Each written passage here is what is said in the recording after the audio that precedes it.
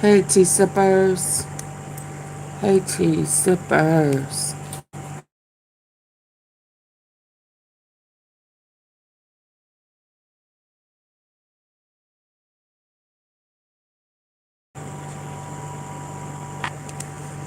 So it looks like with everything going on, where my blue tint spectacles at? I gotta get my spectacles. So it looks like with everything that's falling apart, coming true to life. Shirley's, they wrong, had something to say about DT. DT, are you with me? Oh yeah.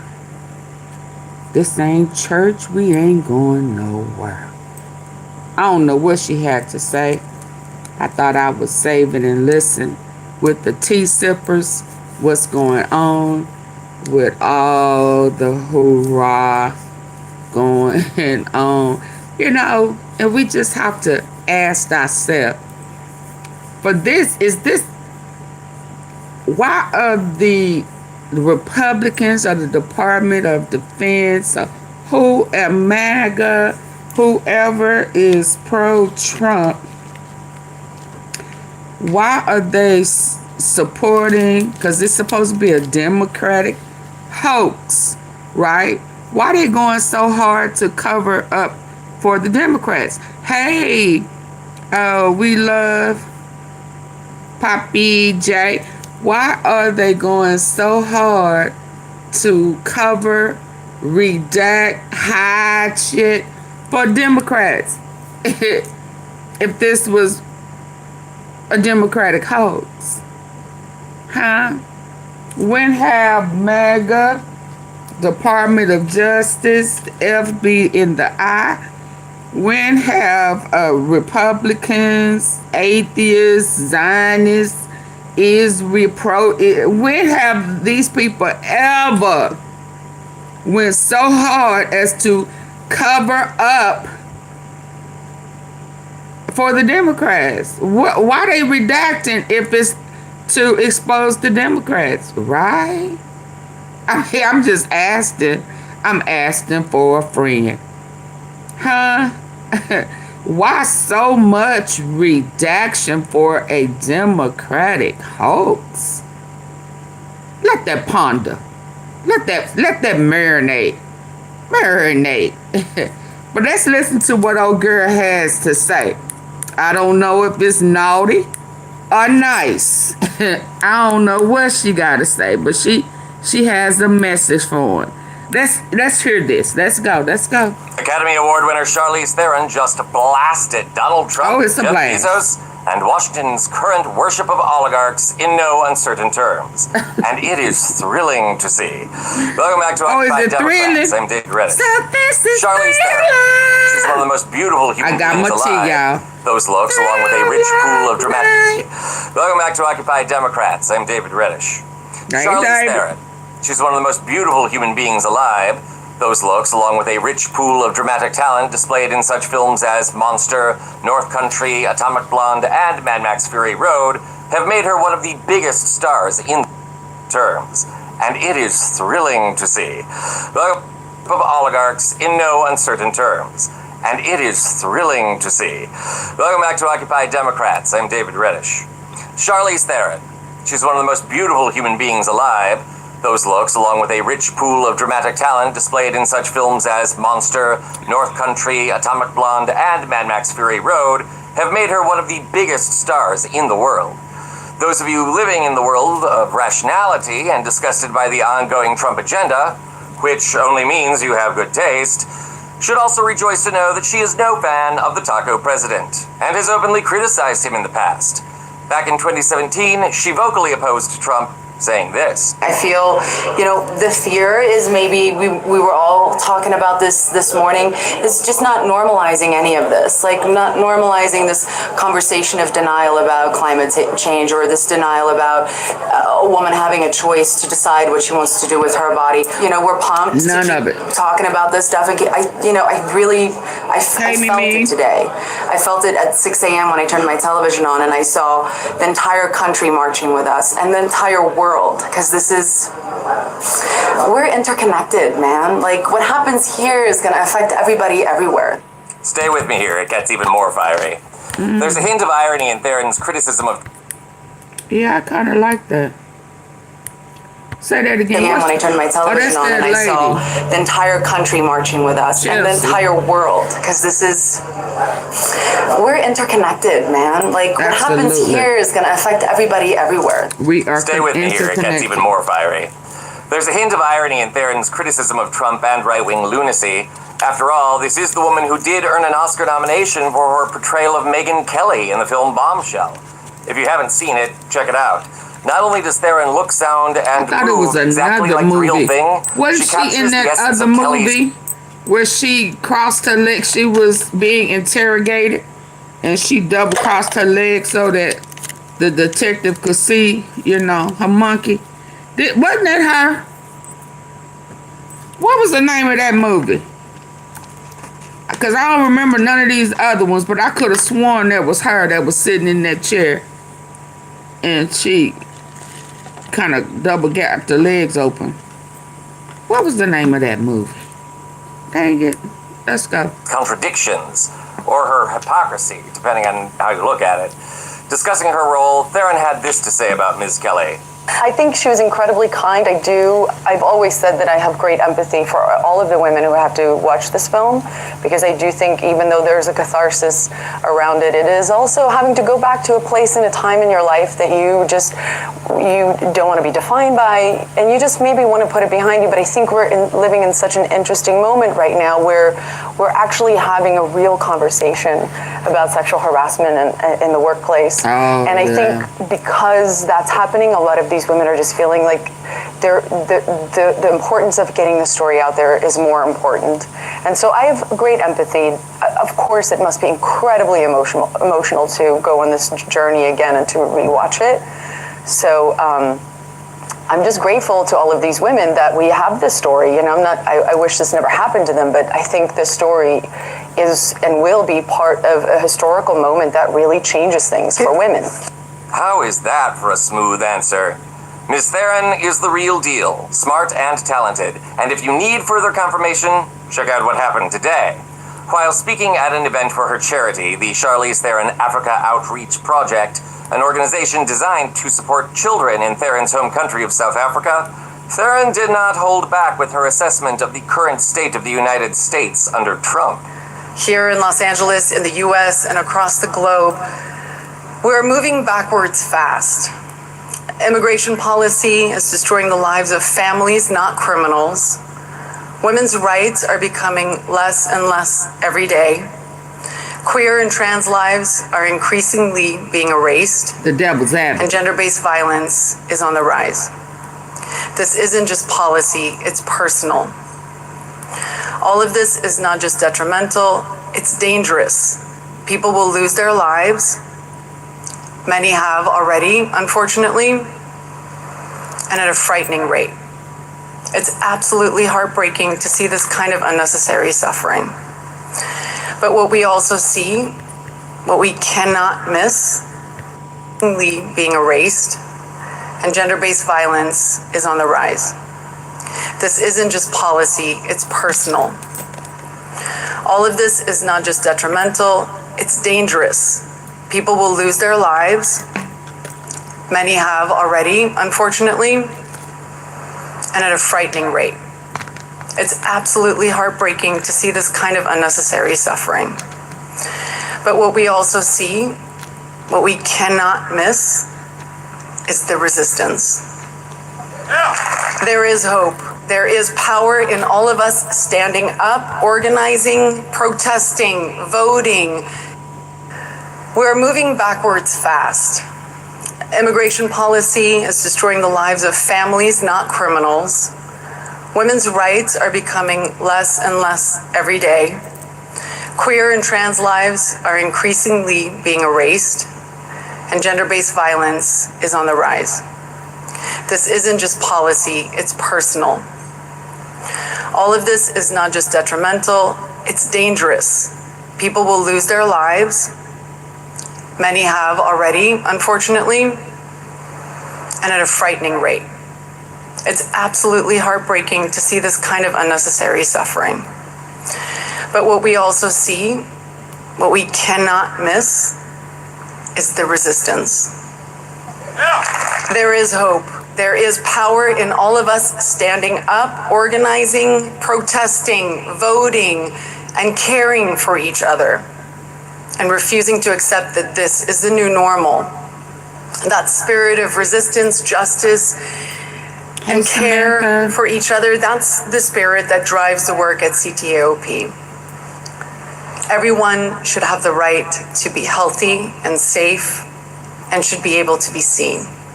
All of us at CTAOP would like to share a short video with you. It's a snapshot of the work we're doing, a reminder of why we're all here tonight, and why this moment is so important. Told you she was a class act. In the same speech, Theron also blasted Jeff Bezos and his dirty Sanchez wedding. They call it that because he married Lauren Sanchez. Get your mind out of the gutter, people. Theron said, quote, "I think we might be the only people who did not get an invite to the Bezos wedding. But that's okay because they suck and we are cool," close quote. It's also worth mentioning that in addition to Theron growing up in South Africa and seeing firsthand the after effects of apartheid, racism, and kleptocracy, she also has an openly queer child. In other words, this is a deeply personal statement from Ms. Theron, one that comes from her sincere belief, not from wanting to make headlines or seem trendy. To borrow an old phrase, she's a legend, she's an icon, and she is the moment. So God bless Charlize Theron, who is so classy, so smart, so passionate, and so jaw-dropping hot that she inspires me to keep an open mind. And remember, I'm as queer as a beach ball. So, Lord. Hey, thank you for the party hat. There's a party going on here. We're celebrating all the cheers. I'm just making it up as I go. Thank you for the thumbs up as well as the party hat. I greatly appreciate it. Let's see. Please, if you're watching, keep speaking truth. Okay, let me go over here. How y'all doing? How y'all doing? Yep, there's some stuff going on. Hey, but it's always stuff going on. I just be, I just be glad. We are following.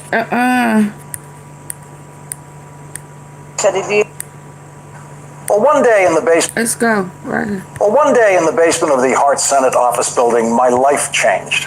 After I filled out an address and social security number form for my first real job.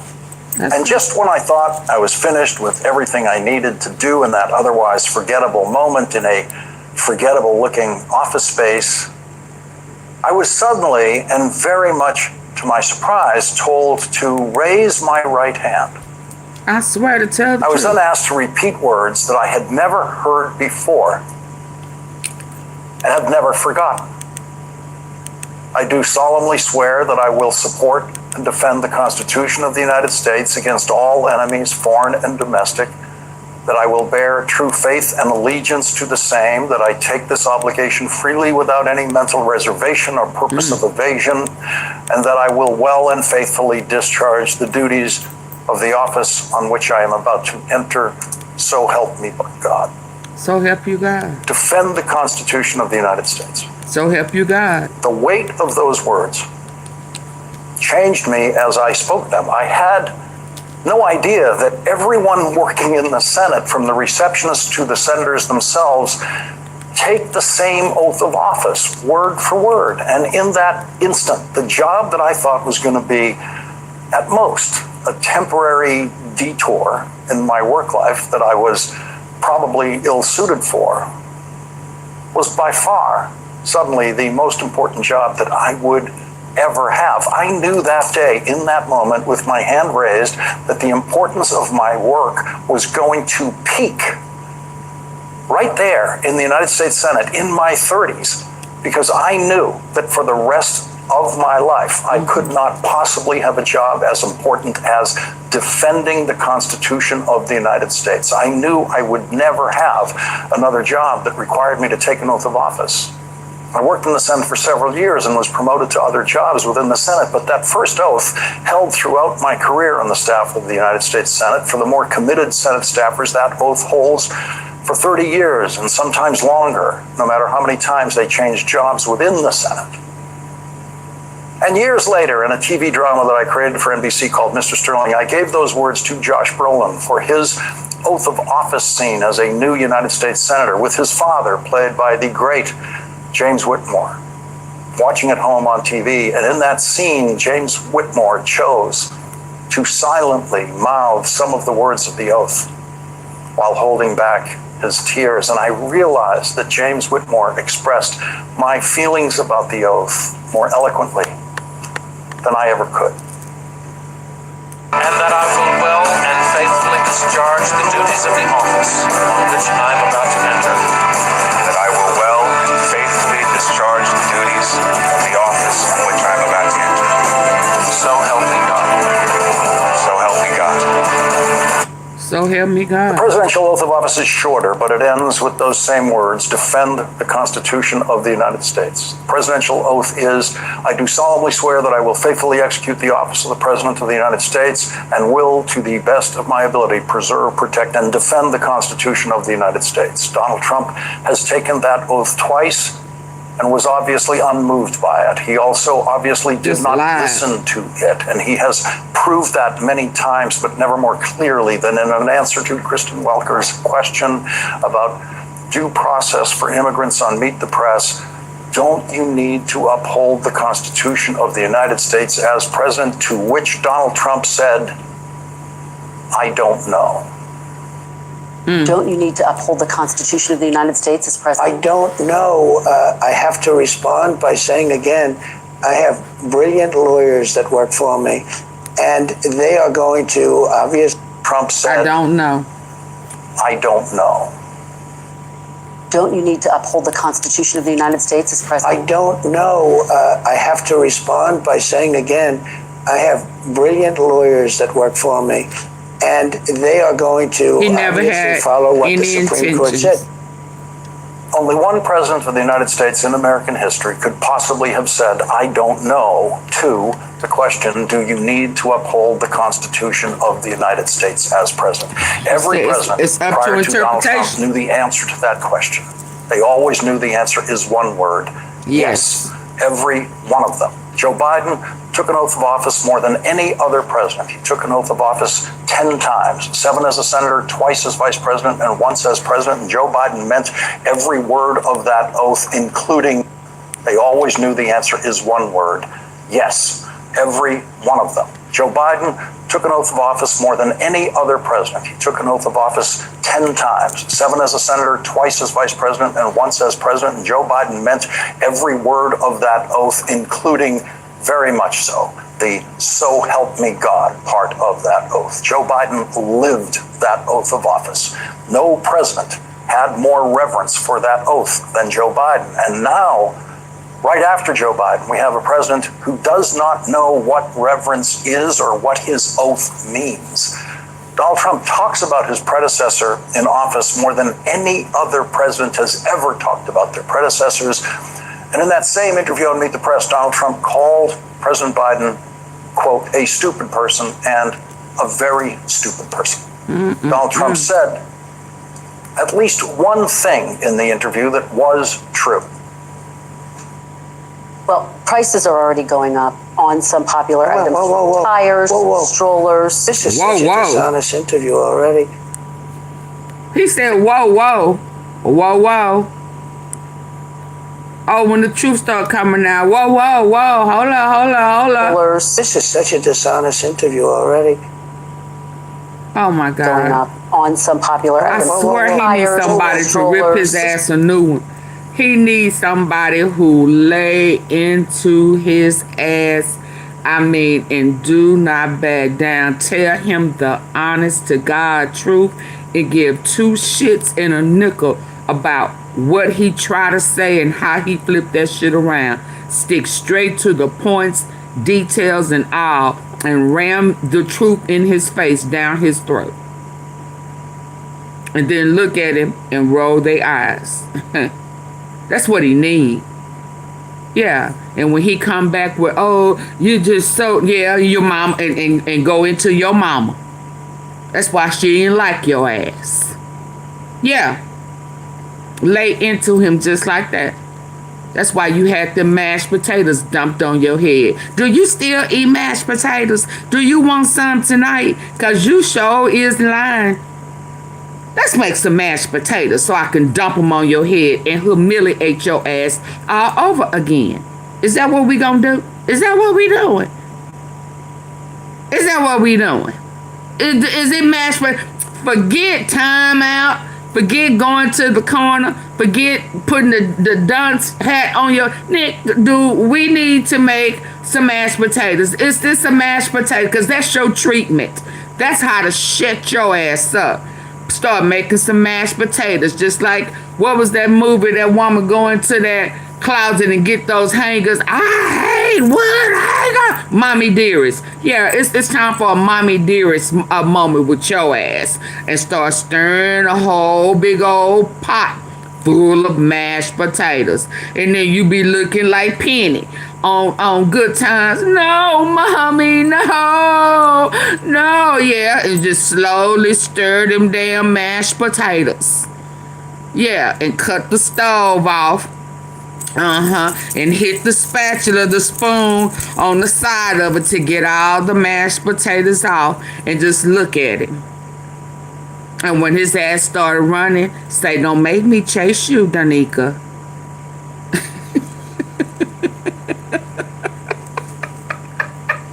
Did I just have a good acting moment? Hey, Melvin. Did I just, stir them just like Penny Mama did on Good Times when she stopped ironing and shit. And Penny started looking at her saying, no, Mommy. No, please, Mommy. No. Yeah. It's mashed potato time. Do I let him cool off? I gotta let him cool off, because then he, could have some burnt marks and shit in his head he already don't have. You reckon that's how he went bald? Yeah, because his brother poured the mashed potatoes and shit all over his head and made him look stupid as hell. Reckon that's why his hair can't grow. He had a mashed potato moment. Yeah, that's what he need. He need a sister. Yeah. Put a little butter, salt, and pepper. Make it real pretty. Be like, Yeah, and then cut the stove off, turn around and look at it. Yeah, didn't I tell you to stop lying? Didn't I tell you to shut up and you kept talking? Yeah, didn't I tell you the truth would set your little old ugly ass free? Yeah, bring your ass here. See, that's how you gotta talk to him. Don't make me chase you. Don't make me chase you. Because if I have to chase your ass, I'm going to make a whole nother pot. And I ain't going to let him cool off as long. Bring your ass.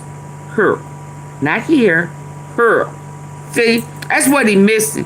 His mama didn't like him, but she obviously didn't whoop that ass. Let's go. She obviously did not whoop that ass. Yeah, spur the rod. I ain't never liked that. Is that really in the scripture? Spoil the child. You break that down good enough for parents. Hell, they took that. If it ain't nothing they remember in the Bible, they remember spare the rod, spoil the child. Hell. Did we ever see did Joe Abraham, did he ever whoop his kids? Moses, all them folk, did they ever whoop their kids? When Cain slayed Abel, did his daddy whoop his ass?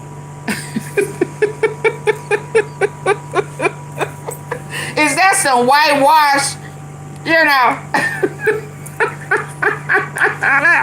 Their presidents ever talked about their predecessors.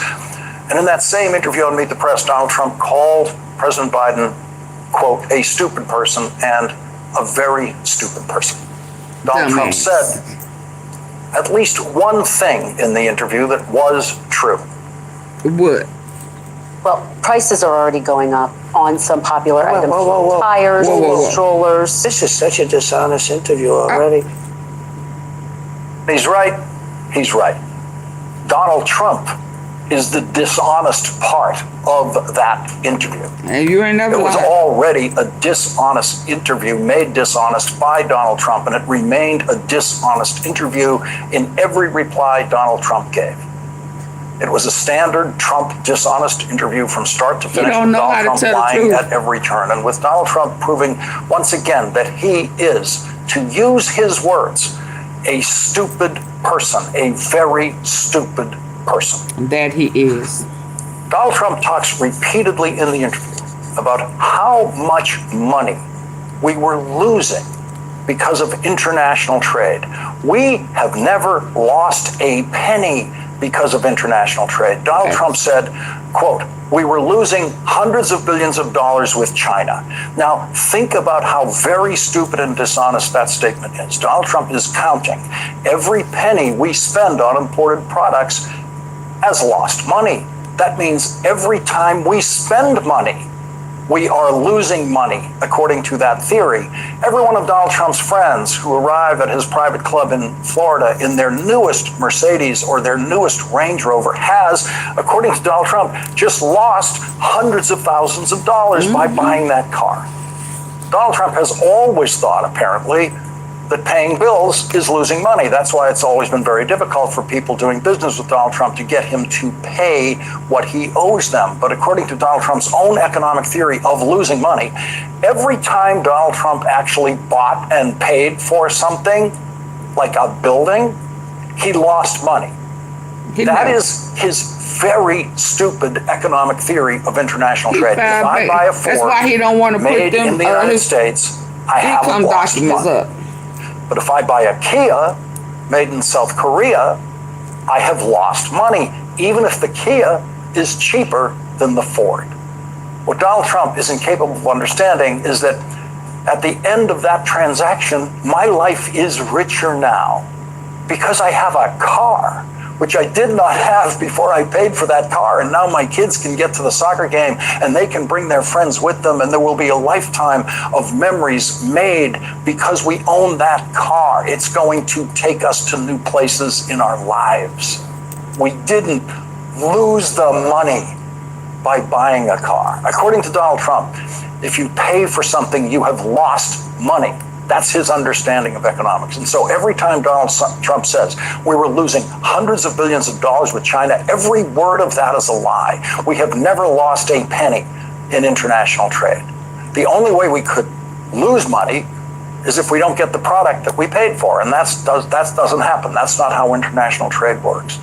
Because our system of international trade is, in fact, so reliable, he never used his own money. And has made the world so productive, and has made this country more productive, and has made this country much richer than it was going to be if it ever had tried to remain an isolationist economic island in the middle of the world that was thriving in international trade. The rest of the world would be thriving in international trade. Donald Trump may have noticed that the nickname he got on this program last week, Donnie Two Dolls, after he said the stupidest thing any president of the United States has ever said about Christmas or dolls. Donald Trump apparently realizes how very stupid it was for him to say last week that little girls should just get used to having 2 dolls instead of 30 dolls that he imagines them all to have. Since almost all of the dolls sold in the United States are made in China. Why is he interested Kristen in Welker dolls? Began the interview with that, and Donald Trump once again admitted that his tariffs are going to make prices go up, especially the price of dolls. I'm going to quote what you said. Maybe the children will have 2 dolls instead of 30 dolls. Yeah. And maybe the 2 dolls will cost a couple of bucks more than they would normally. Are you saying that your tariffs will cause some prices to go up? No, I think the tariffs are going to be great for us because it's going to make us rich. But you said some dolls are going to cost more. Isn't that an... Sure. Some dolls are going to cost more. Sure. That was something Donald Trump never admitted on the campaign trail when he lied about tariffs every time he spoke about them. And now, every time Donald Trump talks about tariffs, he sounds stupider than the time before. This time, in a line worthy of a mental competency exam, Donald Trump talked about a beautiful baby girl who he then said is 11 years old. Oh, wow. Donald Trump is the only president in history who has decided exactly how many dolls a beautiful baby girl or an 11-year-old girl needs or should ever have. And while he's at it, he's decided how many pencils kids should have. Here's Donald Trump trying desperately to sound smarter than last week's Donnie Two Dolls, who said the very stupid thing about dolls last week. And he ends up sounding somewhere far beyond very stupid once again. I don't think a beautiful baby girl that's 11 years old needs to have 30 dolls. I think they can have 3 dolls or 4 dolls because what we were doing with China was just unbelievable. We had a trade deficit of hundreds of billions of dollars with China. When you say they could have 3 dolls instead of 30 dolls, are you saying Americans could see empty store shelves? No. Barbara, shut up. Shut up. Shut up. I'm going to talk to you the same way Trump talked to people. You sound dumb.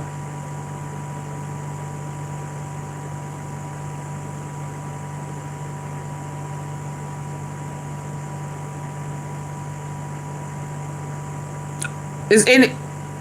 Oh, well, thank you, because you sound dumb. Anytime you got to go back and pull Biden into something, you just exposing your hand. You exposing your hand. Why is your cult leader going so hard in redacting a Democratic hoax?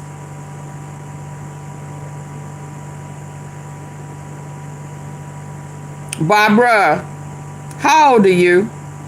Are you a kid? Yeah, I'm gonna eat you up. I'm trying to be nice. So don't comment. Keep that to yourself, because you sound slow and you sound like you just took a big old glass full of that Coke juice. Yeah. Go play with yourself, little girl. Go play with yourself. No, I'm not saying that. I'm just saying they don't need to have 30 dolls. They can have 3 this week. Everybody got to be compared to him. But if his memory is so bad, then why is Donald Trump going so hard in the paint as to redact everything that's in the Epstein files if it's a Democratic hoax? Can you answer that, dum-dum? Dum-dum slow bunny. Can you answer that, dum-dum slow bunny? Why is the smartest man you know having the Department of Justice redact all this information for the Democratic hoax? He said it's a Democratic hoax, right? Dum-dum? Bunny? Yeah, so why is he covering for the Democratic hoax? Dum-dum. Girl, you better get off that little yellow bus. Get off the little bus, baby girl. We're far beyond very stupid once again. I don't think a beautiful baby girl that's 11 years old. It don't make no sense. If somebody working, and they mama or daddy want them to have baby dolls, it is not his. If he keep his hand out of the Treasury funding shit in foreign countries, yeah, your child can have as many doll babies as they want. But he don't want folk to be able to buy their kids what they want to, because he needs that money for foreign deals and shit that he done made behind the scenes. That's why Putin I can't wait till he put that picture out of him sucking on Bubba's. Yeah, I can't wait. And then dumb Bobby, I want you to bring your dumb ass back over here, okay? So I can laugh at your ass. They have 30 dolls. I think they can have 3 dolls. She tried it. She sure did. Because what we were doing with China was just unbelievable. We had a trade deficit of hundreds of billions of dollars with China. When you say they could have $3 instead of $30, are you saying Americans could see empty store shelves? No, I'm not saying that. I'm just saying they don't need to have $30. They can have 3. They don't need to have 250 pencils. They can have 5.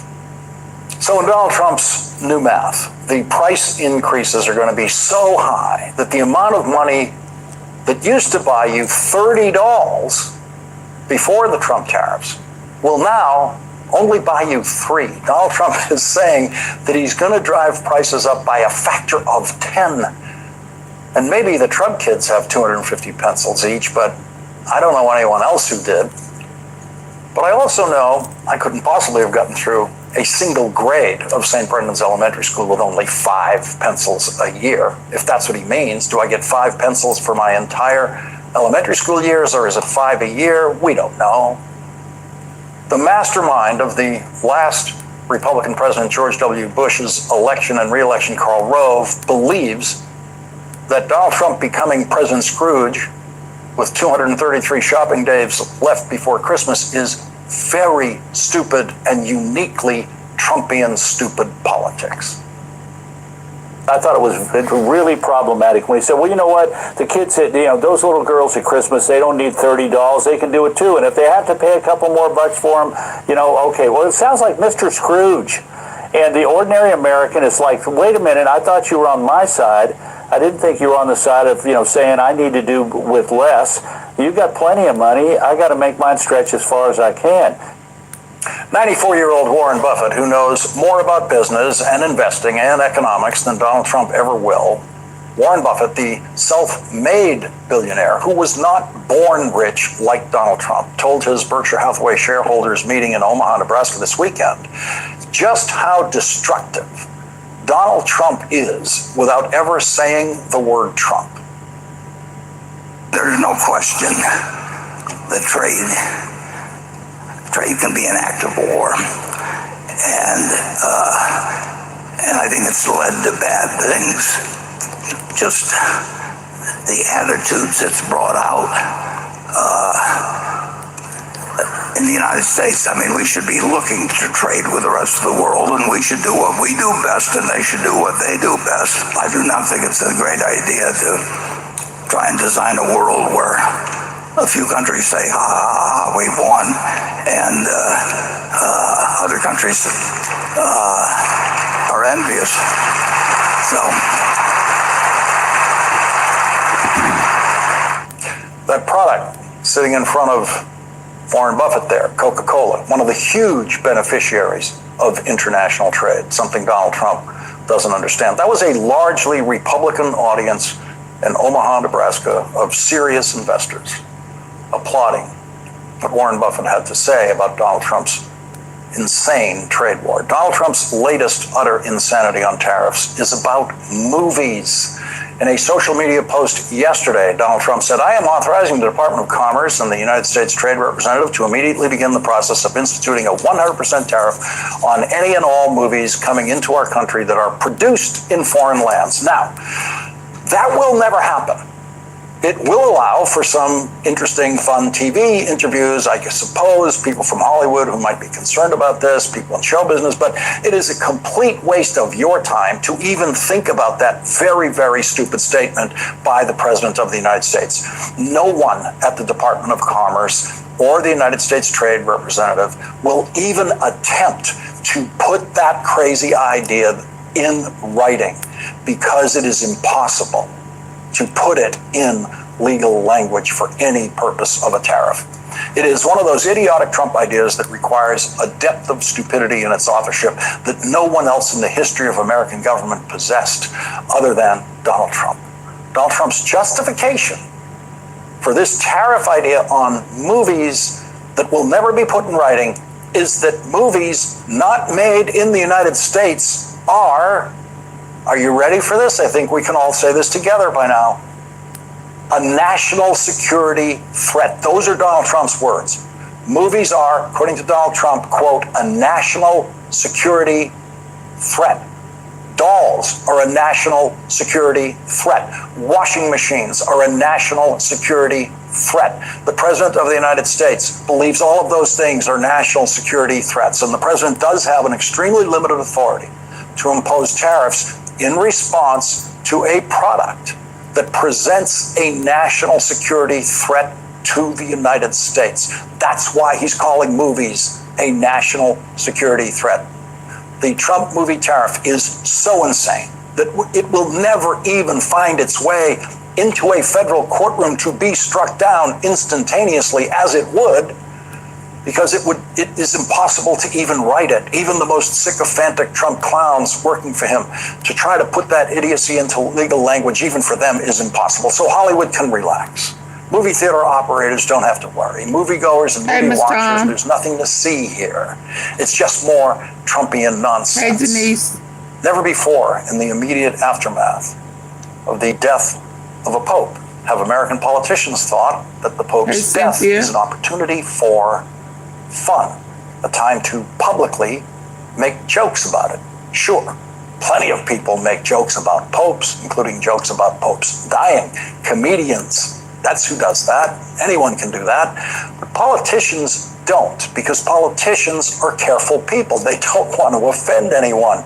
They're not funny people. Politicians are not comedians, and they're not good at comedy, and Republicans are proving that in a totally new arena of what is now exclusively Republican comedy, and that is making jokes about the Pope and the papacy. Here's a couple of right-wing Republican Catholics playing in the comedic field opened to them, to their glee, by the death of a pope. Now, an ex-Vice President, J.D. Vance, actually was very funny, remarking, quote, I think he could take on a bit more. If only there was a job opening for a devout Catholic. When does conclave start? I think the 7th. Here now with more is Secretary of State Marco Rubio. Mr. Secretary, you got to admit, that was pretty funny. I like that. You know, we thought about it, but you have to, it's an unmarried Catholic male. You don't have to be a priest. People don't know that. Any unmarried Catholic male can be Pope, but I got married and I'm happily married, so... I know you are. And by the way, you're... So funny. Sean Hannity got married and divorced and is on his way to getting married again, so he's going to miss out on that Pope job, too. And even if Marco Rubio had never married, the College of Cardinals would probably want someone with a stronger commitment to Catholicism than Marco Rubio, who was born Catholic, then as a kid, when his family moved to Nevada, became Mormon, then became a Catholic again when they moved back to Florida, and then became an evangelical Christian as his political career was blossoming in a party favored by evangelical Christians, and is now back to being a Catholic again.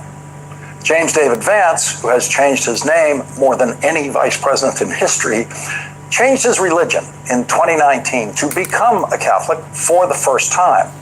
Someone with only 6 years in Catholicism and no formal Catholic education might lack many Catholic sentiments, including possible outrage, when Donald Trump tweeted this picture of himself as Pope. Vice President Vance said, I'm fine with people telling me jokes. What was that? That was his reaction to Donald Trump. Many Catholic sentiments, including possible outrage, when Donald Trump tweeted this picture of him.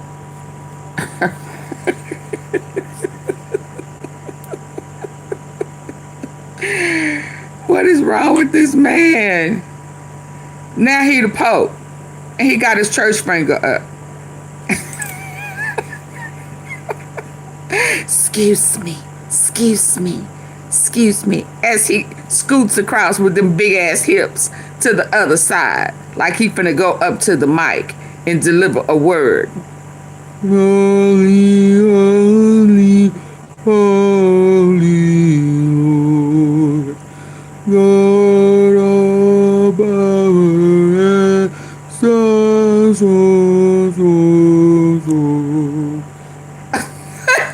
Yeah, I went to Catholic. Yeah, I went to Catholic school. Let me stop. Hail Mary, Mother of God, the Lord be with you.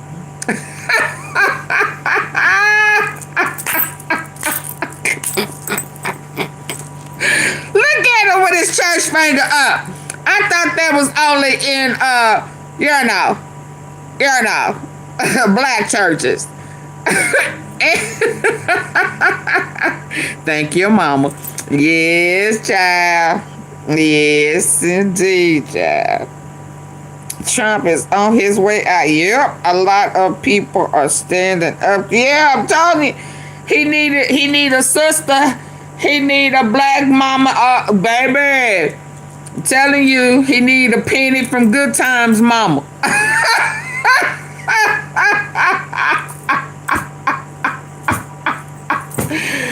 And all she have to do is beat his ass with the mashed potatoes. Yeah, pull him out. Yeah, he need a hat for real.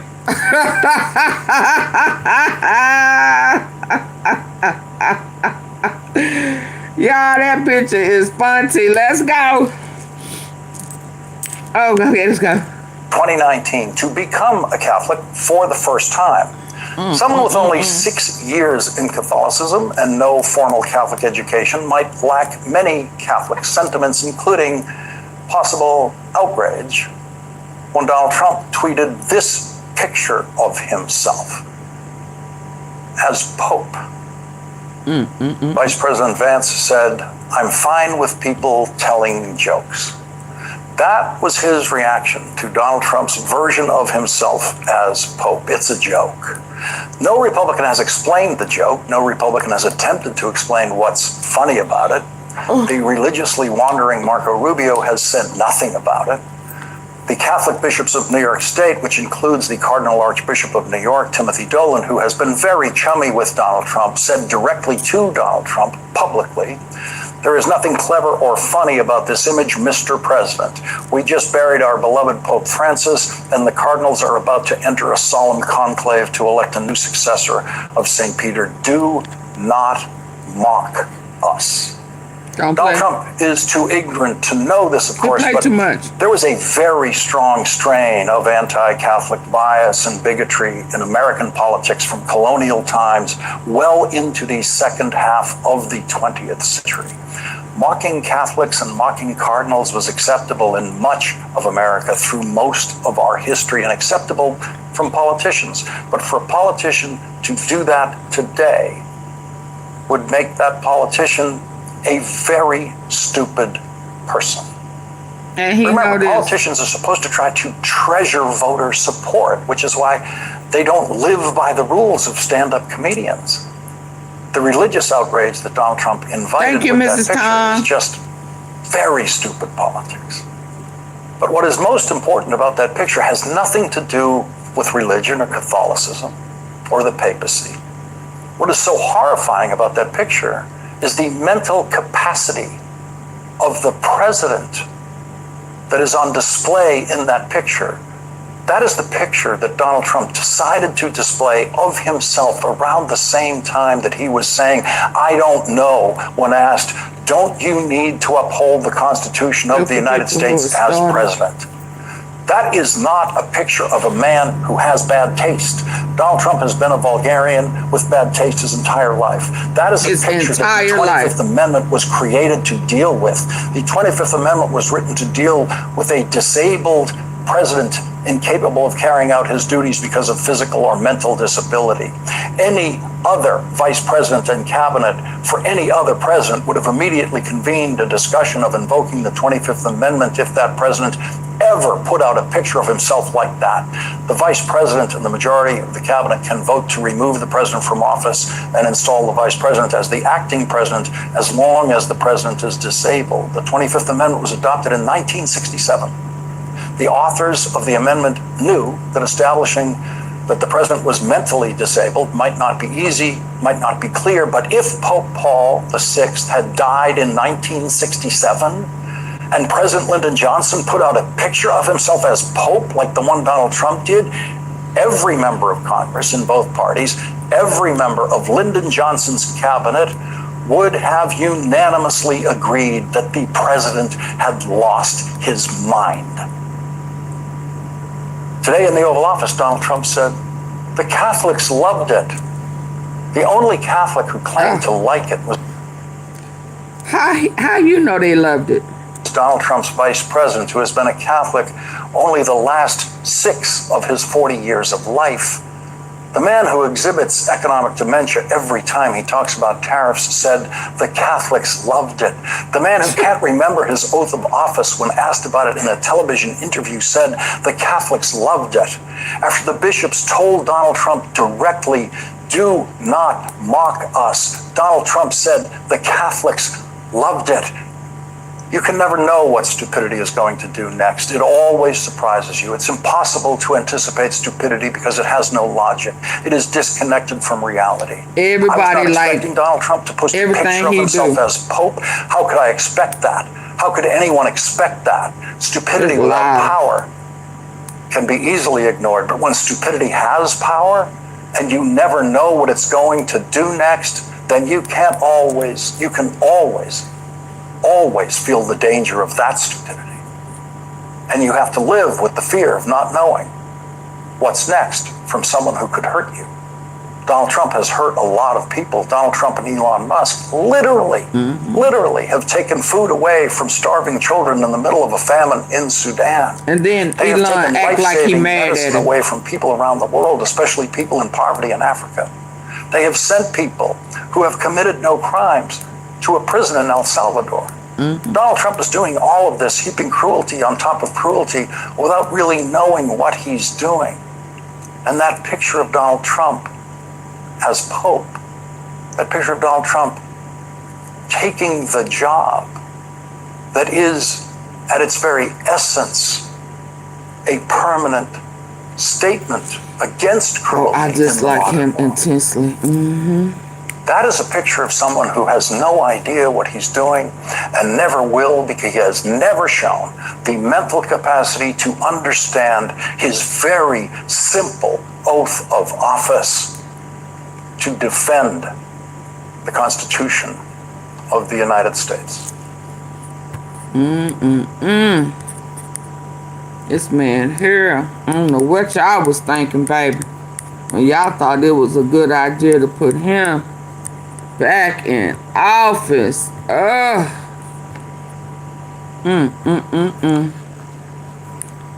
Such a nightmare.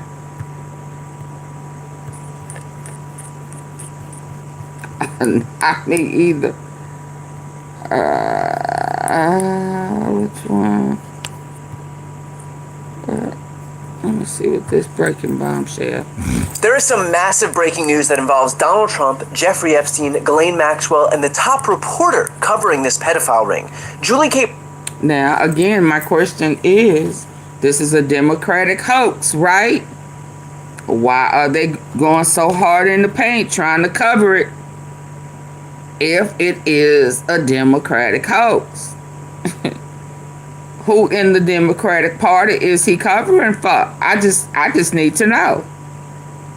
God did let it happen for Brown is the Miami Herald reporter whose investigation led to the arrest of Epstein and Maxwell. She just posted, quote, Trump, Jeffrey Epstein, Ghislaine Maxwell, and the top reporter covering this pedophile ring. Julie K. Brown is the Miami Herald reporter whose investigation led to the arrest of Epstein and Maxwell. She just posted, quote, "Does somebody at the DOJ want to tell me why my American Airlines booking information and flights in July 2019 are part of the Epstein files, attached to a grand jury subpoena? As the flight itinerary includes my maiden name, and I did book this flight, why was the DOJ monitoring me?" And she included a document from the files that outlines her travel this flight. Why was the DOJ monitoring me? Are part of the Epstein files, attached to a grand jury subpoena. As the flight itinerary includes my maiden name, and I did book this flight, why was the DOJ monitoring me? And she included a document from the files that outlines her travel from July 2019. Now, a few things to point out here about that particular moment in time. The president in July 2019 was Donald Trump, meaning Trump's DOJ was tracking this reporter who was investigating please hit the like button, double tap the face of your screen. Trump's labor secretary was a guy named Alexander Acosta, the former U.S. attorney who gave Epstein a sweetheart non-prosecution deal, who was in his position until the same month, July 2019, at which point he resigned. Just weeks later, on August 10th, 2019, Epstein was found dead in his prison cell. Now, that might all be a coincidence, and it might not. The news raises a lot of questions, chief among them, why was the Trump administration, Trump's own DOJ, tracking and investigating the reporter who was investigating Jeffrey Epstein and Ghislaine Maxwell? Why were they tracking her travel? Were they following Julie Brown before Epstein's arrest on July 8th or after Epstein's arrest? And finally, what did Trump's DOJ know that it felt the need to launch this investigation? I want to be clear, it is not normal for the DOJ to start tracking reporters, and certainly not their personal air travel. So ask yourself why the DOJ might have been especially interested in this particular reporter. Remember, as I mentioned before, Trump appointed the U.S. attorney who gave Epstein his sweetheart deal as a cabinet member, which frankly wouldn't be the first time that Trump has done a favor for someone in Epstein's orbit. This is how he's spoken about Ghislaine Maxwell, for example, who's Epstein's accomplice and a fellow rapist, when asked about her publicly. Ghislaine Maxwell is in prison, and so a lot of people want to know if she's going to turn in powerful people. I know you've talked in the past about Prince Andrew, and you criticized Bill Clinton's behavior. I'm wondering, do you feel that she's going to turn in powerful men? How do you see that working out? I don't know. I haven't really been following it too much. I just wish her well, frankly. I've met her numerous times over the years, especially since I lived in Palm Beach, and I guess they lived in Palm Beach. But I wish her well. Whatever it is, I don't know the situation with Prince Andrew. Just don't know. Not aware of it. But you... Oh, he accused me with his lies. Mr. President, the other day a reporter asked you about Ghislaine Maxwell. You said, quote, "I just wish her well, frankly. I've met her numerous times over the years, especially since I lived in Palm Beach, but I wish her well, whatever it is." Mr. President, Ghislaine Maxwell has been arrested on allegations of child sex trafficking. Why would you wish such a person first of all, well? I don't know that, but I do know that she has. She's been arrested for that. Her friend or boyfriend, Epstein, was either killed or committed suicide in jail. She's now in jail. Yeah, I wish her well. I'd wish you well. I'd wish a lot of people well. You don't wish a lot of people well? Quit lying. Cause there go them lips again. When you start putting your lips out there like you ready for Bill's pickle, when you start putting your lips like that, that means that you are about to start lying. That is your liar lips. I think you think it makes you look more intense. But when you start putting your lips like bring that pickle here, you are about to start lying. You're making shit up as you go.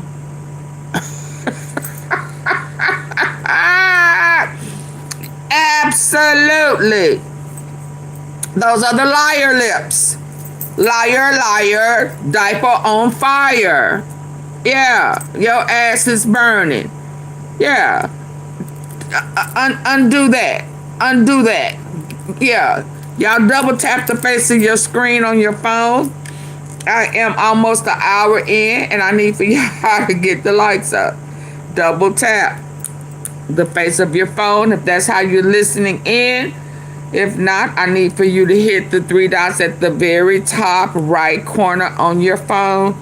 It'll take you to the like, the thumb up. Let's go. Go to those Bill Clinton. Bring that pickle here.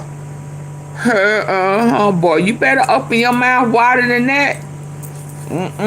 They say he's a big deal pickle. Get the lights up, y'all. Come on.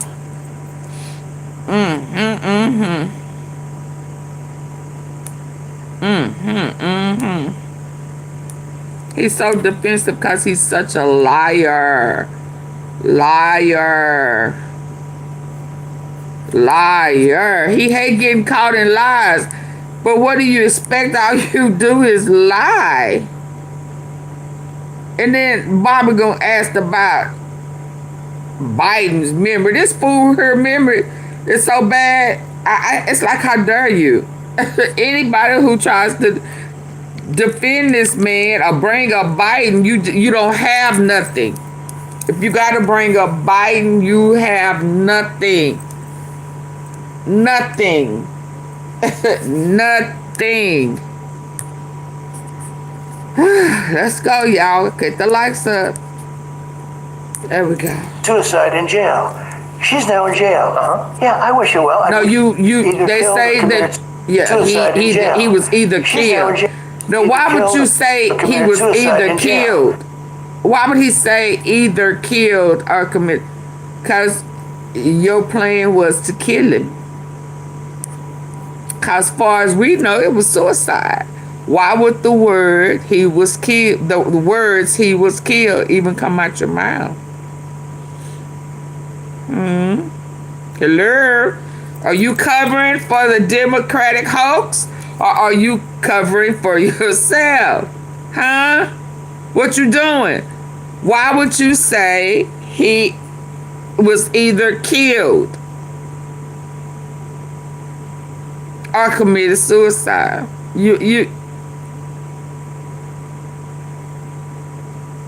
So you had a hit put on him.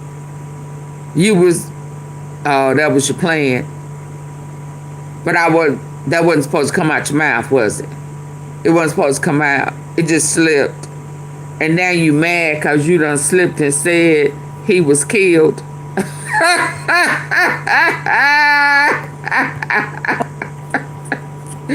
Let's go, dum-dum. Let's go, dum-dum. Her boyfriend, Epstein, was either killed or committed suicide in jail. She's now in jail. Yeah, I wish you well. I'd wish you well. I'd wish a lot of people well. Good luck. Let them. Well, what about the immigrants? What about the people that you're sending over to Salvador, who are U.S. citizens who don't have a past or criminal record? Why are you sending them to a foreign country and they have done nothing? You don't wish them well? Huh?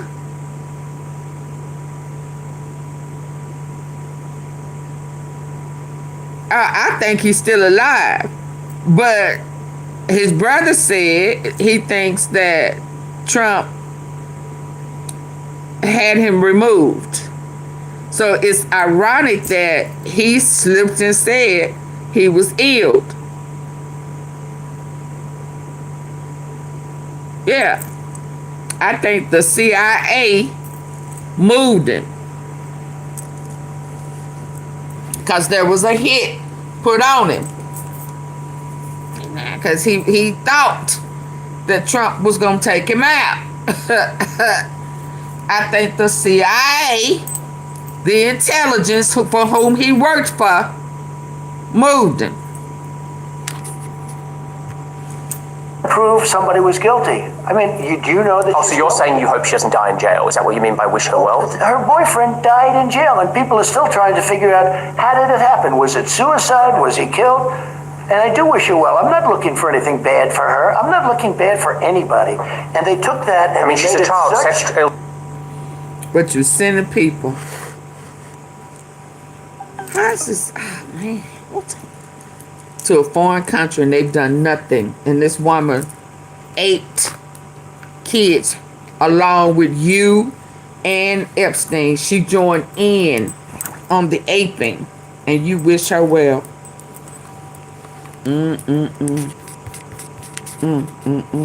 Hold on. Why I say that, something came across today. Hospital. Hold on, not you. Something came across today, I think, and I moved it to the left-hand side. I parked it right here. It just came up today.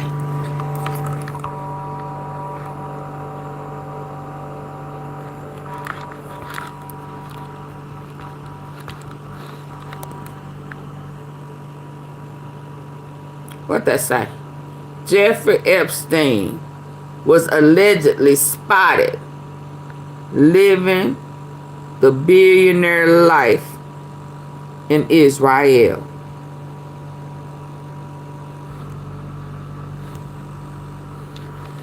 So that's the old picture, and this is supposed to be him.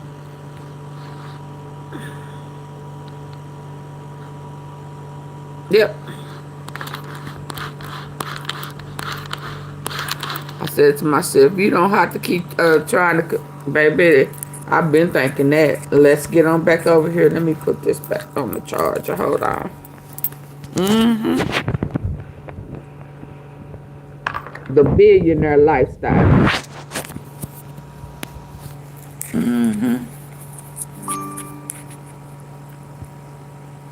Let me get back over here. It's such a big deal, but all it is her boyfriend died. He died in jail. Was he killed? Was it suicide? I wish. Them good, them hands, them lips and them hands tell it all. Ooh, he mad. What you mad for, Donica? What you mad for? Cause he reminded you that you're a liar. Took that. I mean, she's a child. Such a big deal, but all it is her boyfriend died. He died in jail. Was he killed? Was it suicide? I wish her well. Of course he wishes her well. He wishes everyone well. Why wouldn't he wish her well? In fact, Trump's consistently been notably shy when it comes to offering any of the Epstein files publicly. Would you declassify the 9/11 files? Yeah, sure. Would you declassify JFK files? Yeah. I did a lot of it. Would you declassify the Epstein files? Yeah, I would. All right. I guess I would. I think that less so because, you don't know it. You don't want to affect people's lives if it's phony stuff in there because there's a lot of phony stuff. It could be phony stuff in JFK. It was phony stuff in one of them. Restore trust? Help restore trust? Yeah, I don't know about Epstein so much as I do the others. So look, the reality is that I am the furthest thing from a conspiracy theorist, but there are a lot of pieces to this that seem to tell a pretty clear story. Trump was obviously close with Epstein for years. Epstein himself called Trump his closest friend for a decade. Epstein trafficked Virginia Giuffre from Trump's Mar-a-Lago spa. Trump then wins the presidency, appoints the guy who let Epstein off with a slap on the wrist to a cabinet position. Then in a 2018 message, Epstein said about Trump, quote, I am the one able to take him down. That's the all that phony stuff. Trump's DOJ is tracking Julie K. Brown, the reporter who is investigating Epstein. Around the same time, Epstein then gets arrested while Trump is president, incarcerated by the Bureau of Prisons while Trump is president, and then is found dead with no video footage while Trump is president. Then in 2024, Trump wins the presidency again and suddenly decides 1,000 FBI agents need to be dedicated to redacting his name out of the Epstein files. He's all over this thing in documents and photos. Then Dan Bongino, who staked his entire brand on exposing the men involved with the Epstein ring, announces his retirement from the FBI. Pam Bondi reneges on her promise to release the files on her desk. The DOJ breaks the law that required the release of all the files by December 19th. And finally, Trump blurts out over Christmas that the DOJ should just stop releasing any files that pertain to Republicans. I'm sorry, but what the fuck are we doing here? Even if this was an after-school special on TV, the writers would be accused of being too heavy-handed. What's next? Trump puts on a shirt that reads, "Not involved with Jeffrey Epstein"? The bad news for the Trump team is that Julie's confusion about being tracked is reaching the right people. The House Oversight Committee Democrats tweeted, the Department of Justice needs to explain why travel information and booking itineraries for journalists are in the Epstein files. In fact, Here's Robert Garcia, the ranking member of that committee, explaining what it would mean if Democrats retake the majority after midterms as it relates to actually getting some answers from the people at Trump's DOJ. We don't have the majority, right? So we don't have the power of subpoena unless we somehow force the Republicans to join us, and we've done that a few times. But we can't get Todd Blanche in front of us. We can't force Pam Bondi in front of us unless we get the Republican majority to actually move with us. And so James Comer, Summer, can y'all hit the like button for me, please? Demanding answers from Todd Blanche. Double tap the face of your screen on your phone device. We should be asking questions of Pam Bondi, the former FBI directors. We wanted to have some of the former FBI directors come in, and James Comer dismissed it. I mean, he just, he doesn't think it's important. So that work's got to continue. And he was like, when we win that majority, the Oversight Committee on day one is going to get answers and get very aggressive on bringing these folks in. And that's exactly the point that I wanted to discuss. What can you commit to in the event that Democrats are able to win the majority and you become chairman of the House Oversight Committee? Well, I can tell you on the Epstein investigation, what all of the folks that we need to talk to, former members at the FBI, rank and file folks that are critical, certainly, most importantly, Pam Bondi, Kash Patel, folks have been involved in putting the files together, the banks, all of the folks involved. On day one, we'll put out a substantial list and a subpoena of the appropriate people and institutions so that we get all the answers and that we can bring justice for the survivors. And that'll happen day one. Ro Khanna, the co-sponsor of the Epstein Transparency Act, also tweeted, Julie K. Brown has been tirelessly seeking the truth to expose the Epstein class. DOJ must answer for this. But to Robert Garcia's point, that only happens if Democrats retake the majority, because clearly, while Trump is leading this cover-up, his lackeys like Pam Bondi, Kash Patel, He's leading the cover-up. Now, why is he leading a cover-up for the Democratic hoax? I mean, so is he back being a Democrat? I mean, woo, baby, when I tell you a whole 100 pages back to back to back to back, just black, a total blackout for a Democrat. What Democrat, baby, are you in bed with? And then you got these dumb people coming over here bringing up Biden. Well, hell, is he covering for who? I mean, he on board with the Democrats. It sounds like, huh? I mean, why are you redacting for the Democrats? Yeah. That's why your people, Donald Trump, sound dumb coming over here defending a total blackout. Denise, sound crazy as hell coming over here bringing up any Democrat name. Joe Biden. Where Trump is covering for his lack of memory because he blacking out everything. So did he make a deal with them? I mean, what is he covering for them for? It couldn't have been that bad. Huh? Yeah. Y'all sound crazy. Slow as hell. Slow. Baby, you better detox them parasites out your brain because y'all sound warped in the head. Hey, since they are saying that it is a Democratic hoax, why are y'all redacting? Huh? Y'all have not redacted one Democrat name. Have you? Liar, McLiar. Liar, Mac Shitty Pants.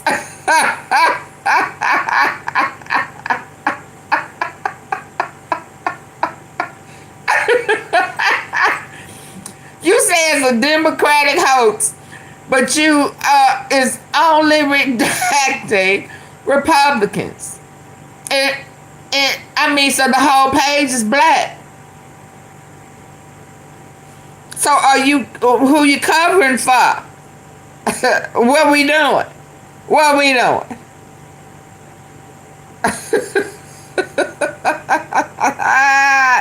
And they bring their dumb asses over here with that stuff, and I'm supposed to let them make. Todd Blanche and James Comer are helping him every step of the way. Forget that these people quite literally ran on exposing the deep state elites who could commit heinous crimes with impunity. These people are literally entrenching that very system. They are exactly the ones they warned you about.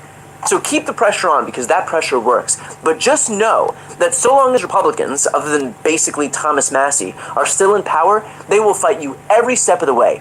What we've gotten thus far is in spite of this GOP, not because... Can y'all, that just came in, can y'all hit the like button for me? With midterms on the horizon, and the American people get to make a choice. Give more power to the people who are protecting the pedophiles, or give power to the people who are exposing them. Take all the time you need. Power to the ones that are exposing them. I mean, boy, I tell you, you thought that you had it right by saying it was a Democratic hoax. But you didn't know that you was going to have to do all this Republican redacting. Whole pages. There's a talk. 1 minute y'all are whitewashing and the truth, and now y'all blackwashing the whole damn page. Oh, it's black and white.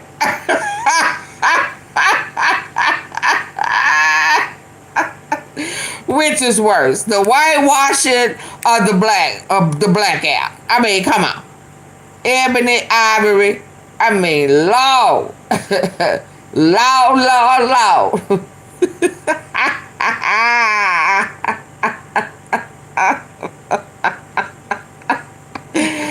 Oh my goodness. That's a lot. Let's get down here. She's next. Who's next? Who's next? It's a clash between old school family power and the cold hard. You know, folks have probably seen those headlines popping up on your TV or phone. Stories about someone hitting their physical limit, crumbling under pressure. And then there's Ivanka Trump, that woman who's always come across as so composed, so perfectly put together. Are you Barron's mama? But reports say she actually collapsed right there in the courtroom. Prosecutors are hinting she's... Are you, Ivanka? Are you... Baby, because I done looked at some pictures and that boy looked just like you. I ain't gonna lie. I done looked, and that boy looked just like you. He looked just like you. He looked more like you than any of your alleged kids. Who the baby daddy? Who him daddy? Who him daddy? Hell, who him mama? Oh. Do y'all have some of them family secrets? It's some shit up under that rug that we need to talk about.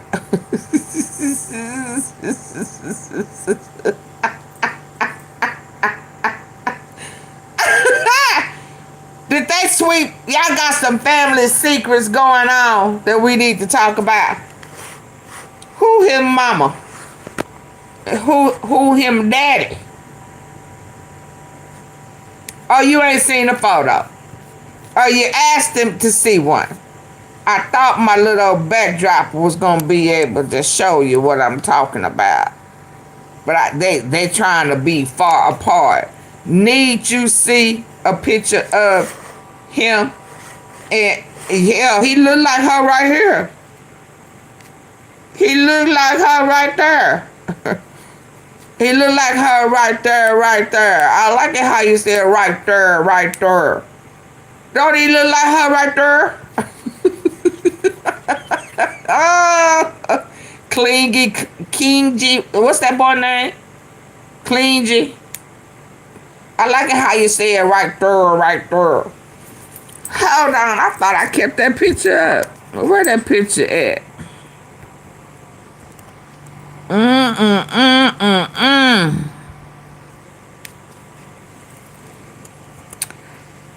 I like it how you do it right there, right there.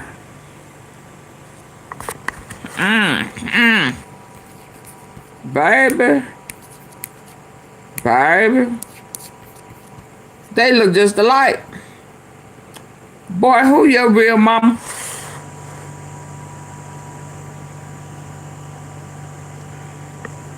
I mean, I wasn't trying to do it like that right there. She said, wow. Yeah. Right there. Right there. Yeah.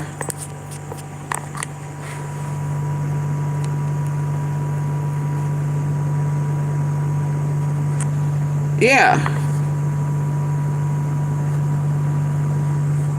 Do she look like him? Oh no. Do you?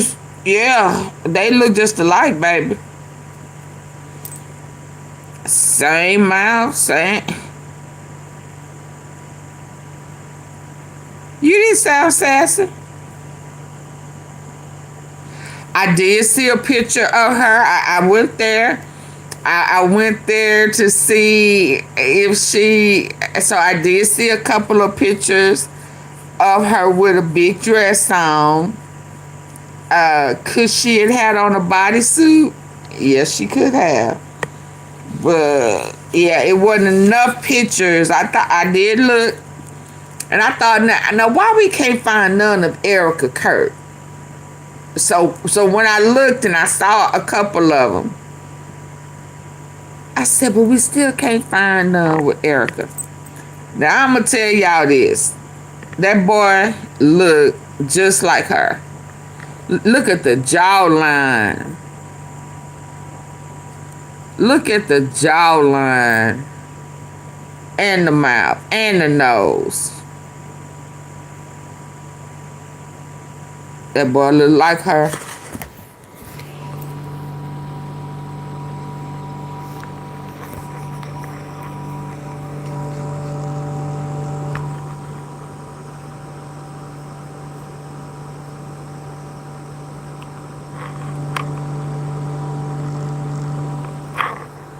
What y'all thinking? See, y'all, it's gonna always do something it ain't supposed to be doing.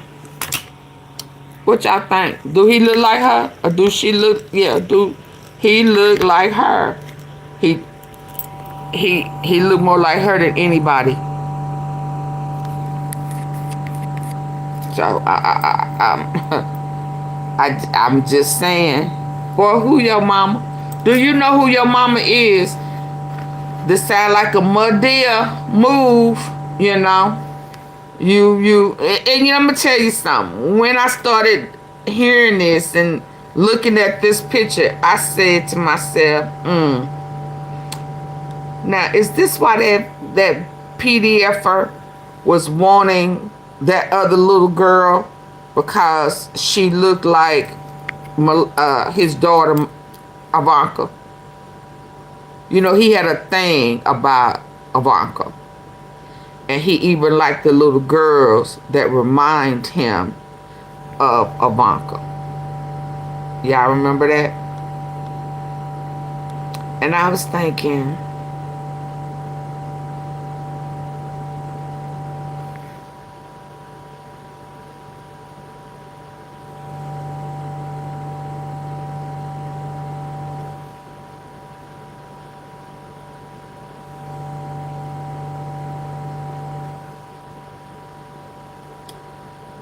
I mean, I thought you couldn't have kids, but there are people who have kids with their daddy.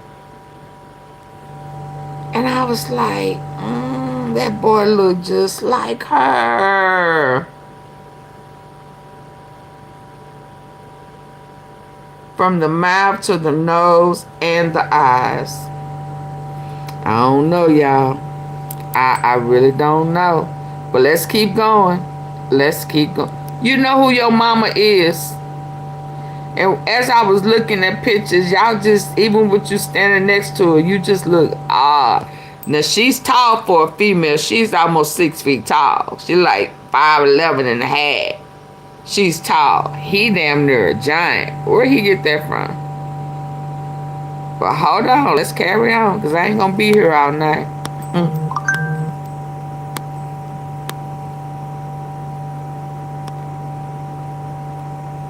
I ain't gonna be here all night, auntie. Y'all ain't got my lights up. I ain't gonna be here all night playing with y'all. Absolutely not. Absolutely not. It was another picture when he was younger. He was all up under her. I said, and look at these clowns, man. This is such dysfunction. Look at them. Her arms folded. Her arms folded. Yeah, her arms are folded. His arms are folded. Why y'all even go out? Why y'all on the golf course with your arms folded? What you mad for now?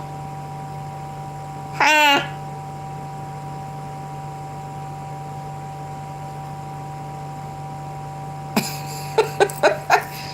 You already stealing our money.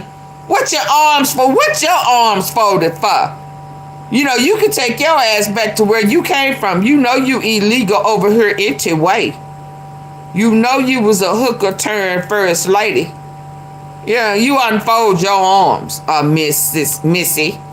You don't have the right to fold your arms. You don't have a right to be upset about thing. Okay? Yeah, take your ass back home. Yeah. Right here. Look how she looking at him.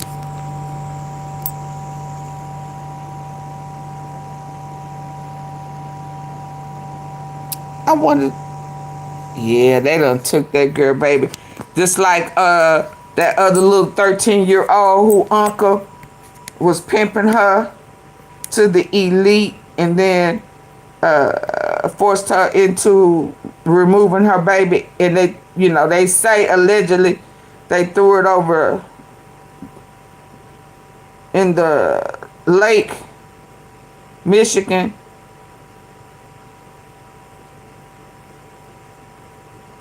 Y'all reckon that's what happened to he done played with his daughter, and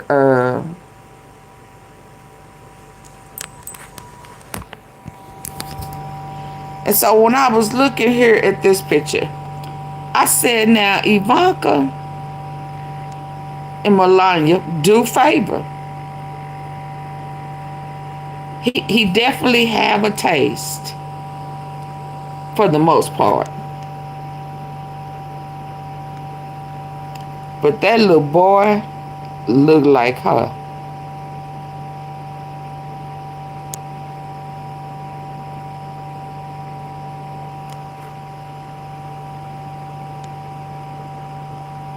I'm just saying.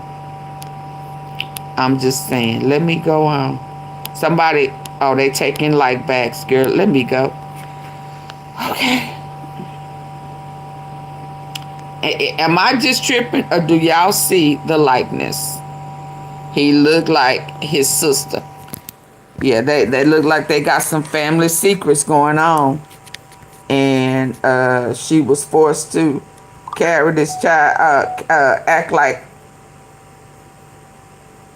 he was the mama. But that's really Ivanka's child. He looked just like her. But let me get on back. Let me get on back over here.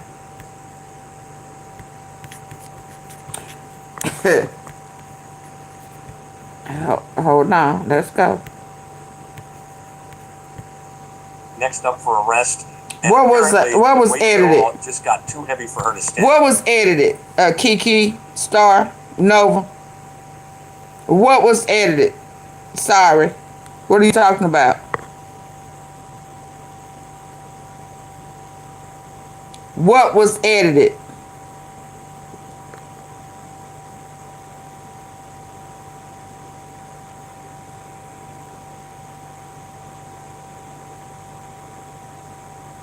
That may be Kiki, I'm gonna remove your comment until you can tell me what you're talking about. Don't come over here giving a half-ass statement. If you bold enough to put it down there, be bold enough to tell us what you fucking talking about. Or keep your comment to yourself. How about that? Now, I asked you nicely, and then you want to play dumb because I called you out. Yes, I did. Yeah, be careful what your comments are, because I'm reading them. So make it clear. We grown over here. Yeah, sorry. It's one of those moments that feels... sorry. Yeah, we grown over here. Sorry. Yeah. Gonna put sorry. Yeah, you are. Sorry. Let's go. Straight out of a dramatic TV show, doesn't it? The tension builds and bam, surprise hits hard.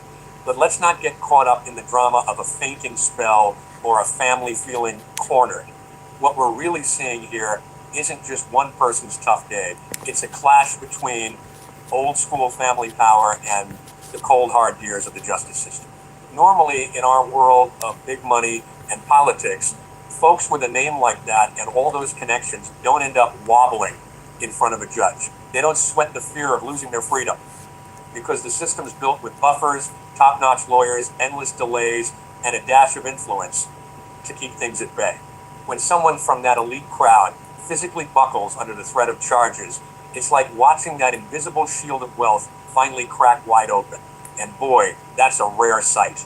Today I want to chat with you about what this really means for how power works, where impunity ends, and why Ivanka's possible arrest could ripple out to our economy and even touch your daily life. We'll start by piecing together what went down in that courtroom, because the little details paint the bigger picture of who's got the upper hand now. From what insiders are saying, it was no beating around the bush. The special counsel didn't send hints through lawyers or drop vague warnings. They stared her straight in the eye and laid it out. We've got the evidence for a conspiracy indictment. That blunt truth, the shock that her legal defenses had crumbled, that's what turned her face ashen and made her legs give out. Her team had to catch her, and they even called in paramedics to check on her. Meanwhile, her dad, Donald Trump, is reportedly fuming, calling it a targeted hit on his kids to break him down. That's classic protective dad mode, sure. But there's more layers here than meets the eye. This isn't just family drama. It's the unraveling of a tangled web where politics, personal fortunes, and legal risks all mix together in their business empire. For years, they banked on being too big, too networked, to face real heat, like the kind you or I might deal with if we stepped out of line. If the average Joe got word of an indictment for conspiracy, we'd feel that gut-wrenching fear in a heartbeat. But we'd have felt it ages ago, without the cushion of a massive brand to soften the blow. And honestly, isn't it relatable how even the mighty can have a moment where the stress just hits like a ton of bricks?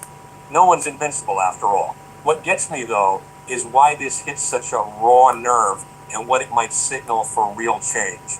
To get it, we have to talk about how America usually handles white-collar crimes and top-tier political messes. It's not always the swift justice we hope for, is it? You know, in the world of American business, there's this unspoken understanding. The folks at the top, well, they often get to spread out the blame so thin it almost disappears. CEOs, they hardly ever end up behind bars for what their companies do, because they can just say, hey, I didn't know the nitty-gritty. And political families, they tend to wrap the next generation in bubble wrap to keep the dynasty rolling along without a hitch. But here's where it gets tense. What we're watching... I need for y'all to get my likes up. It's 204 people in here. I need for y'all to double tap, even if you're in the class listening in. Double tap the face of your phone device if that's how you're, you're listening in. If you're on your computer, there are 3 dots at the top right corner. I need for you to get those likes up. Hit those dots. Let's go.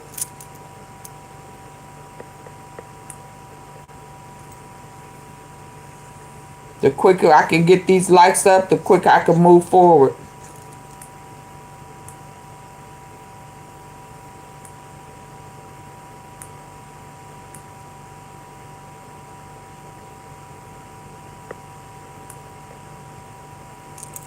Keep tapping if you have not already tapped. Hi, Gutter News. Double tap the face of your phone. Just 1 or 2. Say thank you.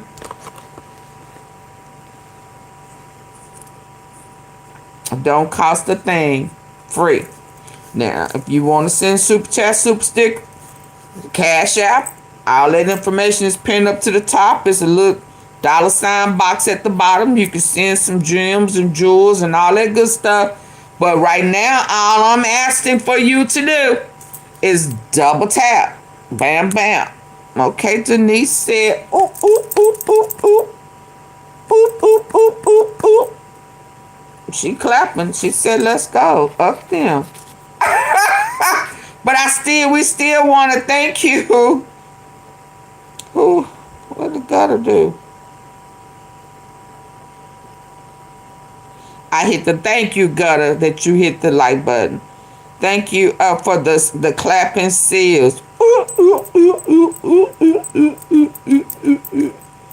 But we wanted to reach the algorithm, so they need to double tap the face of the screen. Come on, y'all. I was finna start, but double tap, double tap, double tap, double tap. Come on. Ooh, who is this? Hi, Carol. Thank you. Thank you. Okay, they don't want me to pause. Okay. Thank you, Carol. Thank you. That protective layer. By zeroing in on Ivanka, back up a they're little basically bit. declaring without a hitch.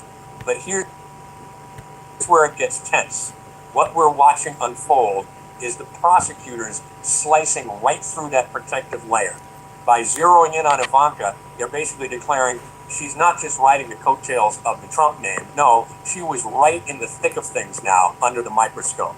And that's shaking up the whole playbook for how these big family empires run in our economy. These dynasties usually keep things neat. The shiny public faces stay spotless, claiming they had no clue about the gritty stuff happening behind closed doors. But that courtroom collapse, it feels like a bombshell, erasing those neat lines. The prosecutors are laying it out plain.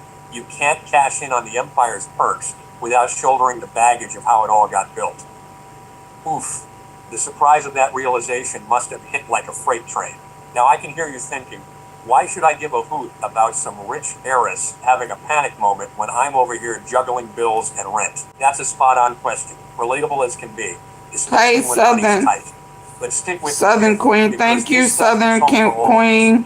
It shines a light on the two-faced rules that run our economy. Thank you. Remember the last time you dealt with the law or a bank? Miss one credit card payment and wham, fees pile up like clockwork. You ain't lying. Break a lease, the eviction hammer drops fast and hard. For everyday folks like us in the working or middle class, the rules are as stiff as a board and the fallout comes quick. But for Ivanka's crowd, the rules bend like rubber. They haggle down fines, wrap up lawsuits without saying sorry, and drag things out until folks just give up. This courtroom drama stands out because it's one of those rare times when all that clout and cash couldn't pull off an escape.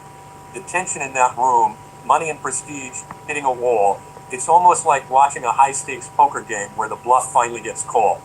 And isn't it a bit satisfying, in a quiet way, to see the playing field level out just a smidge? When we chat about the rule of law, it can sound like some lofty idea from a civics class. But boil it down to dollars and cents, and it's what keeps a handful of big shots from hoarding all the power. If the law skips over ex-presidents' families, we're not talking democracy anymore. We're in oligarchy territory, where the wealthy live by their own gravity while the rest of us slog through the real world. Let's dig into what's probably fueling this probe and cranking up the heat. Conspiracy charges, they're a nightmare for a close-knit outfit like the Trump family business, because they hinge on showing folks agreed to break the rules, not just that the rules got broken. In a setup like that, those agreements might be casual chats over family dinner, or just the unspoken way things roll. You see, this is exactly where the setup of the Trump organization turns into a real weak spot. Picture a big public company with outside board members and folks whose whole job is to keep things on the straight and narrow. It's got checks and balances built in. But a family-run business, It's like a tight-knit club where loyalty trumps the law every time. In that kind of setup, it's all too easy for relatives to slide into shaky territory just by doing whatever it takes to shield the family name or the head of the household. And the prosecutors, they get that dynamic inside out. They know that in a world where blind loyalty rules, the best way to crack it open is to put the squeeze on the people with the most at stake.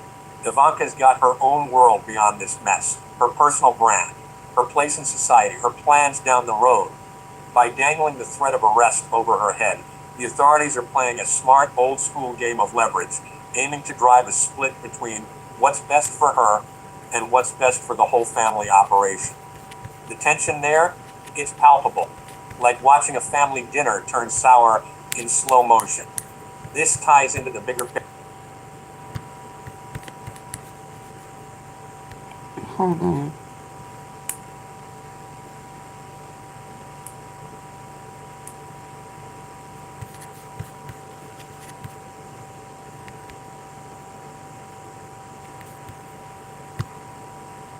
Donald Trump walked onto the Stephen Colbert show to save his image, but a hidden narrative involving Ivanka and Barron turned his calculated move into a historic collapse. Donald Trump walked onto the Stephen Colbert show to save his image, but a hidden narrative involving Ivanka and Barron turned his calculated move into a historic collapse. That involved who?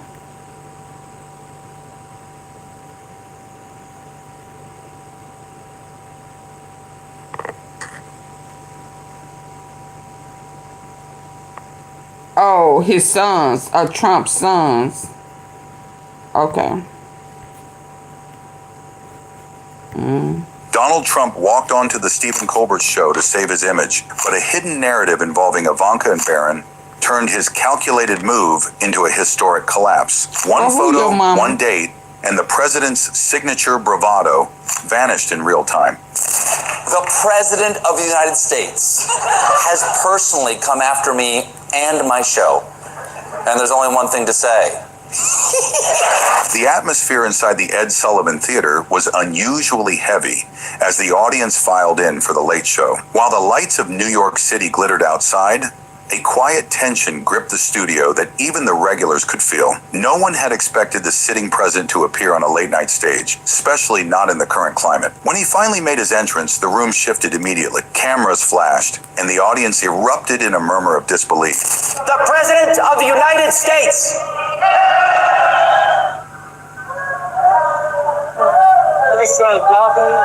Even a host as seasoned as Stephen Colbert looked briefly taken aback, his eyes betraying a flicker of realization that the evening would be a historic departure from the show's usual mix of humor and celebrity. Even a host as seasoned as Stephen Colbert looked briefly taken aback, his eyes betraying a flicker of realization that the evening would be a historic departure from the show's usual mix of humor and celebrity chatter. The president had not arrived by accident. Driven by loud and seemingly impossible to ignore rumors circulating through the Capitol, he sought to seize the narrative before it gained further traction. Claims had been made by high-profile figures. Well, welcome back, everybody. You know, this morning, the White House was able to get a break from the scandals of today, suggesting an extraordinary personal secret involving the president's daughter, Ivanka, and his youngest son, Barron. The boldness of the allegations had sparked a national debate, and the president intended to confront them head-on under the bright lights of a live studio audience. He projected his signature confidence, adjusting his suit and nodding to the crowd, ready to dominate the exchange with his characteristic force and rhetoric. He viewed this as a calculated move, a chance to speak directly to the public without the filter of a formal press briefing. However, the arena he entered had different rules. While the president relied on loudness and direct confrontation, the host's strength was subtlety. As the interview began, the guest attempted to set the tone immediately. With a sharp smirk, he claimed the show wouldn't survive without his name for ratings. He leaned back. His show was dying. I've done his show. But when I did his show, which, by the way, was very highly rated, it was highest rating, the highest rating he's ever had. Filling the space with an energy that demanded total attention, the audience reacted with a mix of cheers and nervous laughter, unsure of how to navigate the sudden intensity. The host remained calm, smiling and letting the words hang in the air. This lack of an immediate reaction made the guest's energy feel performative, as if he were trying to convince the room of his authority through volume alone. The guest pressed further, accusing the show of spreading false stories and allowing rumors to fester about his family. But when you report fake news, when you report fake news, you are the enemy of the people. He attempted to roast the host, criticizing his ratings and calling for a return to what he defined as honesty. Yet the more he report fake news, you are the enemy of the people. He attempted to roast the host, criticizing his ratings and calling for a return to what he defined as honesty. Yet the more he pushed, the more the audience noticed the contrast. The guest was loud. When you report fake news, you are the enemy of the people. He attempted to roast the host, criticizing his ratings and calling for a return to what he defined as honesty. Yet the more he pushed, the more the audience noticed the contrast. The guest was loud, his gestures broad and defensive. The host was patient, his posture relaxed and precise. This quiet power began to shift the focus from the president's attacks to the way they were. Boy, you better check your attitude. Y'all get the lights up. I don't think I like his attitude. You know, you gotta, you finna be here with a whole bunch of stuff. Oh, this was before you, okay, so you get a little more humble now. You really are beginning to feel it. Oh, double tap, y'all, come on.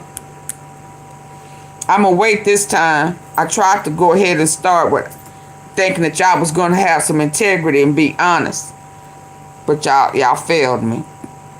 Double tap, get the likes up. Steven ain't no enemy of mine. Oh no, he ain't no enemy either. Trump talking about himself. You know, it's always the opposite. What he said about others is really about him. He got nerves.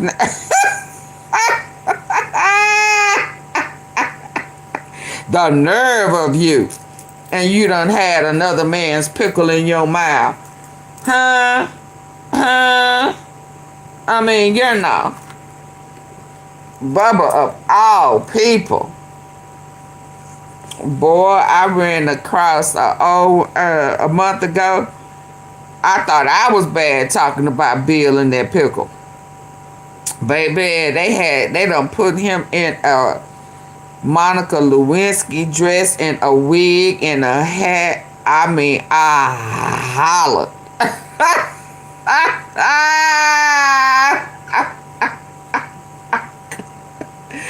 Come on, y'all, get the lights up. Maybe I'll have time to show it to you, baby.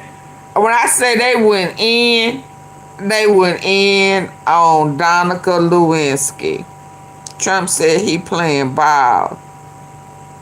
Hey, baby. Yeah, he played pickleball, all right.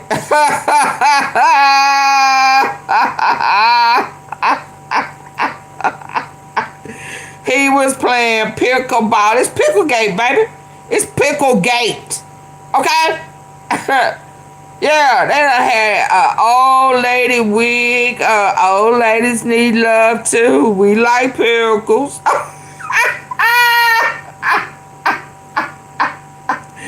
Looking like Miss Doubtfire. Baby boo.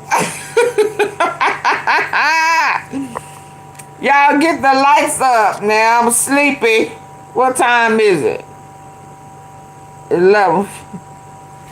Oh, I gotta go. I can't go past 12 o'clock. I may have to come back. Hold on. Let's go. Pushed, the more the audience noticed the contrast. The guest was loud, his gestures broad and defensive. The host was patient, his posture relaxed and precise. This quiet power began to shift the focus from the president's attacks to the way they were. Get the lights up. The host finally spoke in a measured, conversational voice, stating that while he didn't invite guests to make them look bad, he did believe in facts. The air in the studio grew thin, the silence between the words carrying more weight than the words themselves. Then the host leaned forward, his focus from the president's attacks to the way they were or weren't landing. The host finally spoke in a measured, conversational voice, stating that while he didn't invite guests to make them look bad, he did believe in facts. The air in the studio grew thin, the silence between the words carrying more weight than the words themselves. Then the host leaned forward, his voice steady and unflinching. He delivered the lines that redefined the night. He mentioned reports claiming that Ivanka had given birth to Barron secretly, and that there were even photos of the family with a newborn that matched that specific timeline. The statement hit the room like a physical blow. Oh my God. Secretly, and that there were even... Oh my God. He hit her. He hit her like that? Oh my God. Oh my... Delivered the lines that redefined the night. He mentioned reports claiming... Oh my. They done did the math on you. Oh my God.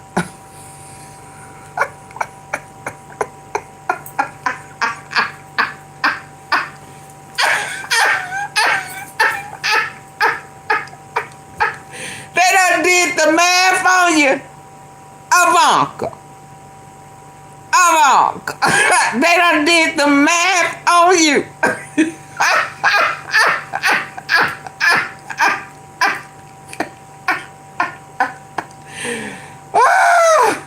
Steve Barrett, they done did the math on you and your brother's son. Or your son, brother. Oh, Lord.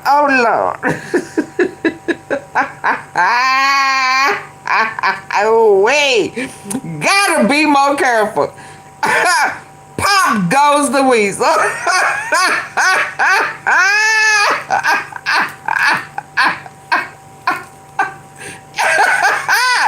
Oh, my God.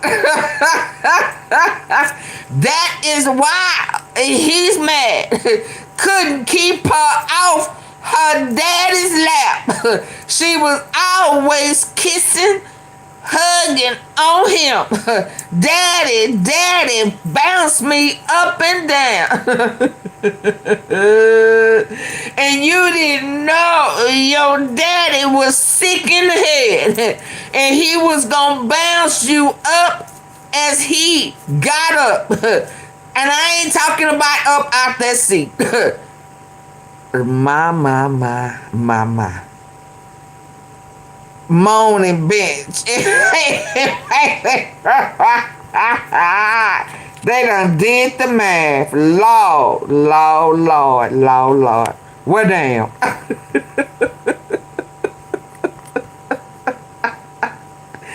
That's why that lady fell down them steps when she found out that her grandson was her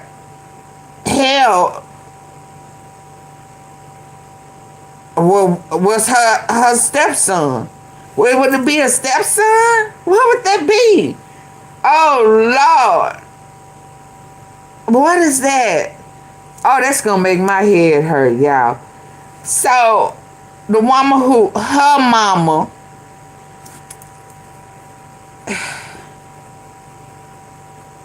I can't figure that one out. He delivered the lines that redefined the night. He mentioned reports claiming that Ivanka had given birth to Barron secretly, and that there were even photos of the family with a newborn that matched that specific timeline. The statement hit the room like a physical blow. Gasps rippled through the audience, followed by a silence so profound it felt as though the cameras themselves had stopped clicking. The guest froze. For the first time that evening, the quick-fire retorts and the practiced deflections vanished. He sat in the center of the spotlight, momentarily stripped of his usual armor of certainty. When he finally spoke, his voice was louder, calling the claims fake and gesturing with a mixture of disbelief and insistence. He wanted to reclaim the momentum, to dismiss the allegations as mere fabrications of a hostile media, but the host didn't react with anger or mockery. He didn't need to. He simply offered the guests the chance to explain the facts to an audience that was now hanging on every word. Because the audience deserves to know what's real, the host added, shifting the responsibility. Oh, did they put truth? Oh, Lord. Oh, Lord. That is enough to kill a mama. Her husband.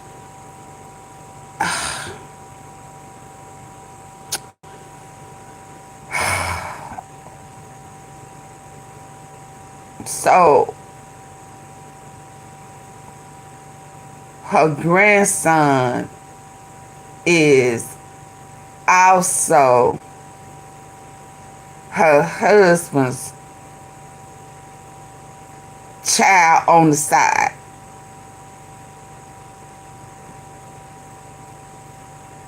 I mean, ain't that what they would calculate to?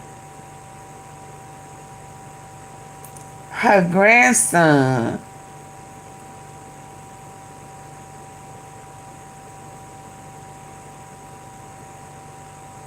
is I can't say step. Yeah, it's just, her grandson is her stepson. Wow. Her grandson is her stepson.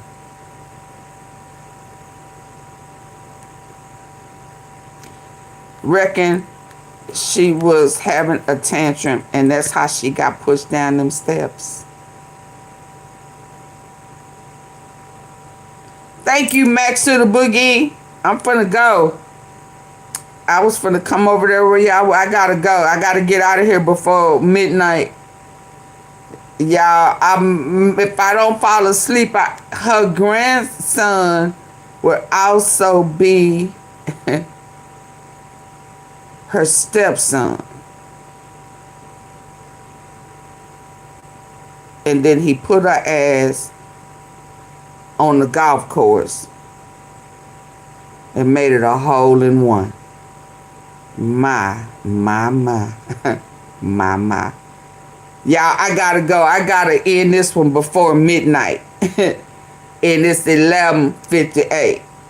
I may come back. Stay tuned, because I wasn't finished. I started late. Thank you, Denise. I started late. Ear hustling Max and them on Eve. I was ear hustling. But I did hit the like button. Hit the like button on your way out.